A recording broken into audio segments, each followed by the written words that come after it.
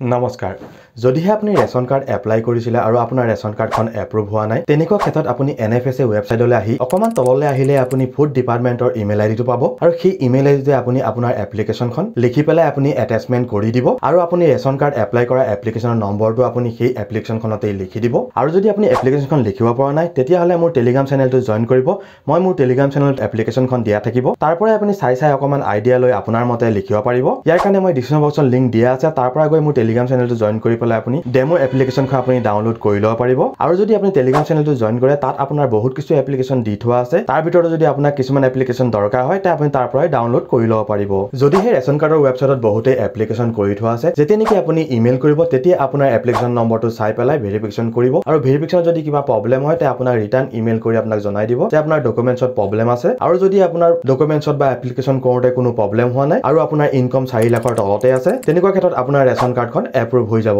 আৰু ration card approve হোৱাৰ পিছতে আপোনাৰ আজিকালি ডিজিলকাৰলৈ গলেও আপুনি আপোনাৰ ৰেচন কাৰ্ডখন ডাউনলোড কৰি লব পাৰিব আৰু আপোনাৰ ৰেচন কাৰ্ডখন এপ্ৰুভ হৈছে নাই ইমেইল কৰা আপুনি 10 দিন মানৰ পিছতে চেক কৰিব যেতিয়া নেকি আপোনালৈ ৰিপ্লাই আহিব আৰু যদি আপোনাৰ ডকুমেন্টছ কেতিয়াবা ক্লিয়াৰ থাকে তে আপোনাৰ ইমেইললৈ ৰিপ্লাই নাহে আপোনাৰ এপ্ৰুভ ডাইৰেক্ট হৈ যায় আৰু যেতিয়া নেকি এপ্ৰুভ হৈ যাব তেতিয়া আপুনি ডিজিলকাৰৰ পৰা আপোনাৰ ৰেচন কাৰ্ডখন ডাউনলোড কৰি আপোনাৰ ওচৰত যিজনে ডিস্ট্ৰিবিউটাৰ আছে সেইজনৰ ওচৰত আপুনি সম্পৰ্ক কৰিলে আপোনাৰ ৰেচন কাৰ্ডৰ পৰা আপুনি চাউল লৈ থাকিব পাৰিব এনেকৈ আপুনি ৰেচন কাৰ্ডখন এপ্লাই কৰাৰ পিছত আপুনি অকমান প্ৰসেছ ফলো কৰিব আৰু আপোনাৰ ৰেচন কাৰ্ডখন এপ্ৰুভ হৈ যাব যদি এই ভিডিওটো ইনফৰমেশনখিনি হেল্পফুল লাগিল লাইক শেয়াৰ কমেন্ট আৰু সাবস্ক্ৰাইব কৰিব